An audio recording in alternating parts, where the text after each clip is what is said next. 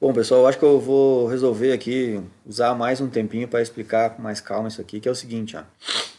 A gente tem dois indicadores, né? E cada indicador, quando ele está todo protonado, ele tem uma cor, então seria isso, ó. Vamos pensar no exemplo desse indicador aqui, ó. Vamos pensar que, no caso aqui, vamos pensar bem o exemplo dessa situação, desse gráfico aqui, ó. Isso aqui dá bem para enxergar que é uma titulação de uma base, né? Ó, se tu olhar só essa silhueta aqui, dá para enxergar que é uma titulação de uma base com um ácido. Por quê? Porque à medida em que anda a titulação, o pH vai baixando.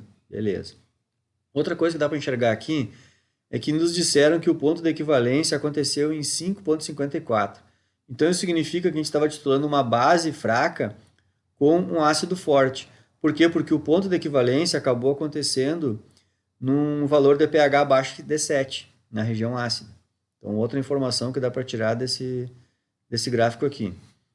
Outra coisa que dá para perceber é que é o seguinte: esse indicador aqui, então, ele é uma molécula que, se a gente colocou essa molécula aqui lá no Erlenmeyer, quando a gente estava nessa etapa da titulação aqui, ó, na região alcalina, esse indicador aqui, todos os indicadores, quando eles estão em regiões alcalinas, a ideia é que esses íons OH- da região alcalina, eles vão arrancar os H+ do indicador, né? Então isso significa que esse indicador aqui, quando ele está na cor vermelha, é a molécula do ácido fraco lá, desprotonada. É o indicador em que perdeu os íons H+ dele, e ele fica com essa cor vermelha. E aí acontece que à medida em que a titulação vai acontecendo, cada vez vai ficando mais ácido ali o, o ambiente ali do Erlenmeyer. Ou eu posso pensar assim, não, mas nem está ácido ainda, mas então pelo menos está ficando cada vez menos alcalino, entenderam? E vai acontecer que nesse determinado pH aqui, ó, bem nessa linha aqui, ó, que troca de cor, que é mais ou menos nessa faixa de pH que é assim, aqui assim, as moléculas de indicador já vão começar assim, ó, as primeiras moléculas de indicador já começam a não perder mais o seu íon H+ para os OH- do ambiente, entenderam? Vamos chutar aqui num exemplo que eu tenha 100 moléculas de indicador aqui. Desse pH para cima, as 100 moléculas perderam seu íon H+ para os OH- do ambiente da titulação, no ambiente do Erlenmeyer ali embaixo. Quando o pH chegou nesse patamar aqui, que já não está tão alcalino assim, a primeira molécula das 100 já volta a incorporar o H+ dela. E aí, se ela incorpora o H+ dela, a gente vai ter ela na cor amarela, entenderam? Só que acontece que nós estamos num ambiente onde eram 100 moléculas com cor vermelha e das 100 agora eu vou ter 99 moléculas vermelhas e uma molécula amarela. Se tu olhar um troço se tu fizer como é que eu vou dizer? Um, sei lá, um mini aquáriozinho de bolita ali, e tu botar 99 bolita vermelha e botar uma amarela, no ligeirão ali tu vai enxergar vermelho. Tu olhar pro aquáriozinho lá, parece que tá vermelho, né? Então, só que aí à medida em que vai baixando o pH, a gente vai começar a aumentar o número de moléculas de indicador que começam a pegar o hidrogênio para eles, que começam a se protonar. E aí então a gente vai começar a ter cada vez mais moléculas amarelas e cada vez menos moléculas vermelhas, entenderam? Então essa faixa aqui, ó, eu não vou fazer aqui, mas seria essa linha aqui que eu estou fazendo com o mouse aqui, uma linha imaginária aqui, ó, que é esse valor aqui, ó, de pH. Entre esse valor de pH até o pH 5,54, cada vez mais vai aumentando a quantidade de indicadores que estão pegando o seu íon H+ de volta, né? Porque o ambiente está ficando cada vez mais rico em H+, tá? E cada vez menos teremos moléculas que tinham perdido seus íons H+, que é quando elas estão vermelhas. E aí então, quando chegar nesse limite aqui, ó, que é 5,54, mais ou menos aqui, a gente pode ter certeza que todas as moléculas que antes tinham perdido seus íons H+, todas elas incorporaram seu íon H+. E agora a gente enxerga todas elas amarelo. Então é por isso que a gente diz que o indicador ele trocou de cor do vermelho para o amarelo. Mas é por isso também que a gente diz que entre ele trocar de cor do vermelho para vir para o amarelo, existe uma faixa de transição. E essa faixa de transição, pessoal, é bem isso que eu estou dizendo aqui. Eu inventei esse exemplo idiota aí, que eram 100 moléculas, para facilitar a minha explicação, que é o seguinte, ó. Nós, como químico, a gente admite que quando é que a gente consegue perceber que trocou a cor do indicador? Existe um chutômetro, assim, seria assim, ó. Vamos pegar esse exemplo das 100 moléculas. A gente, em química, admite que a gente vai perceber que trocou de cor quando em 100 moléculas, 80% delas já tiverem com a cor diferente. Ou seja, se eu tenho 100 moléculas da cor vermelha, eu só vou começar a enxergar esse negócio amarelo quando eu tiver 80 moléculas amarelas e só 20 vermelha. Aí já meio que bem dizer, o meu olho mais já começa a interpretar que é amarelo. E enquanto eu tiver 80 vermelha e 20 amarela, o meu olho interpreta que aquilo ali é vermelho, entenderam? Então existe esse meio termo aqui. Porque o negócio não é assim, um piscar de óleo e elas trocam lá.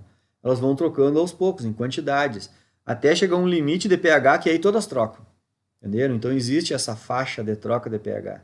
É isso que é a faixa de troca de pH. Eu acho que isso eu expliquei bastante também lá na Quali, né? Mas eu acredito que talvez você já tenha esquecido desse detalhe. Isso a gente estudou lá, eu fiz gráfico disso e tudo mais, né? Os diagramas da espécie e assim por diante. Bom, então aqui já deu para imaginar que eu expliquei esse indicador, mas o mesmo discurso vale para todos, né? Então aqui, se eu botasse numa prova, qual indicador que a gente usaria? Esse que troca de cor desse jeito ou esse? Se alguém dissesse que ia escolher esse indicador aqui, errou feio, porque todo o discurso que eu expliquei aqui vale para ele também, ó. Quando a gente iniciou a titulação com esse indicador iniciou com a cor azul lá no início, até aqui ele ainda está azul, até aqui ele ainda está azul, até aqui ele ainda está azul. Nesse pH que eu estou com o mouse aqui, ó, olhem lá na escala lá, nesse pH que eu estou com o mouse ele ainda está em azul, e ainda dá para baixar mais um pouquinho, que ele ainda está em azul, e mais ou menos aqui assim onde está o mouse, voltando aqui, ó, mais ou menos aqui assim que ele ia trocar para o amarelo. Então, olhem o quanto de erro daqui até lá é o teu erro experimental usando esse indicador. Se tu escolheu esse aqui, tu conseguiu escolher um indicador que troca de cor praticamente bem no ponto de equivalência. Então, é isso que eu digo. Titulações onde a gente usa indicadores que trocam de cor para a gente terminar a titulação, a gente sempre tem que tentar usar o indicador onde vai acontecer o menor erro experimental possível. Ou seja, em outras palavras, o ponto final da titulação vai ser muito próximo ao ponto de equivalência. Porque, repetindo, esse é o ponto de equivalência. E esse aqui é o ponto final. Aqui, é claro que eu inventei isso aqui, né? Esse desenho. Mas aqui eu consegui inventar um indicador que tem o ponto final igual ao ponto de equivalência, né? Isso na prática é muito difícil, mas até pode acontecer. Não quer dizer que também aqui não é uma lei dizendo assim, ó, o ponto final nunca é igual ao ponto de equivalência. Vocês sabem que na química, que essas palavras fortes assim, nunca, é difícil. Sempre tem uma condição, né? Certo? Então, antes de terminar o vídeo aqui, eu só vou mostrar aqui rapidão, né? Eu só coloquei indicador ácido base da Wikipedia mesmo, ó, porque na Wikipedia eu já sei. Tá bem didático aqui, ó. Alguém foi lá na Wikipedia e completou aqui, ó. Colocaram um monte de indicador ácido base, um monte.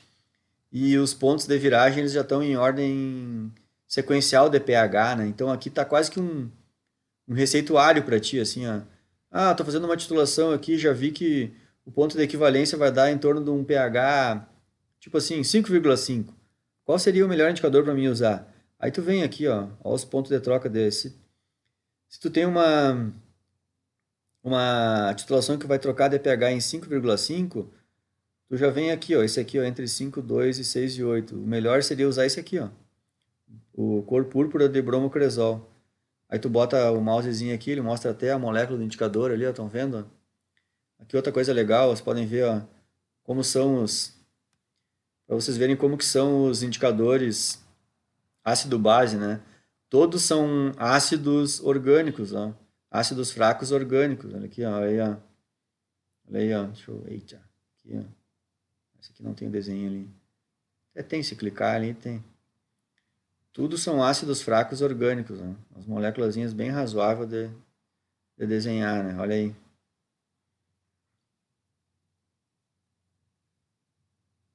Vamos lá agora, Joaquim. Então, os quantos aqui? Vermelho do Congo. Isso aqui eu não conhecia. Olha só o tamanho da molécula ali, ó. Se eu tirar o mouse vai dar certo aqui. A gente tem esses grupamentos amino aqui, ó. Aqui acho que um grupamento ácido dele era esse aqui, eu acho, esse grupo sulfono aqui, isso aqui deve ser protonado, né? E aí tu bota ele num ambiente rico em OH-, o OH- vai lá e arranca o hidrogênio dali, né? O vermelho do Congo, esse, ó. E aí então a parte funcional dele deve ser aqui, ó. Mas todos são ácidos fracos, né? O laranja metileno, vermelho de metila, isso aqui é bem comum. Púrpura de bromocresol. Estão vendo aí? Todos os indicadores ácido-base são isso aí, ó. É essas moléculas aí, são ácidos fracos.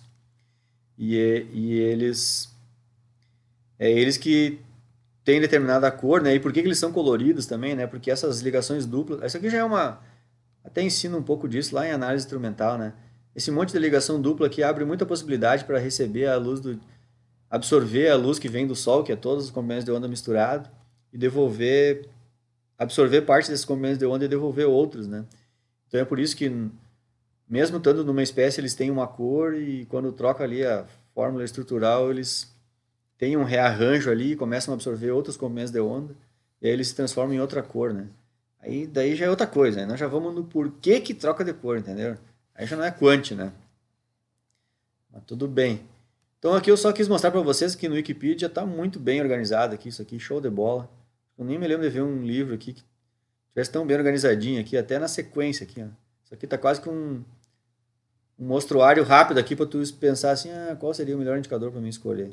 Só que é claro, a gente vai sempre se adaptar às condições que a gente tem, né? Talvez chegar lá no almoxerifado, não, o melhor que tu achou legal aqui não tem no almoxerifado. Aí quem não tem cão caça com gato, né? Bom, acho que a parte, vamos voltar lá, a parte teórica, eu acho que a gente encerra aqui, né? Então agora eu vou colocar depois, no próximo vídeo, já vou colocar alguns exemplos, que aí eu já digo que é até aqui eu sempre digo que é a parte teórica e também as titulações teóricas, né? Então agora eu vou colocar algumas, uma ou duas, não sei, como é que eu vou dizer, titulações já práticas, né? Uma coisa aplicada à prática já em que envolva volumetria ácido-base, certo? Então eu encerro o vídeo aqui.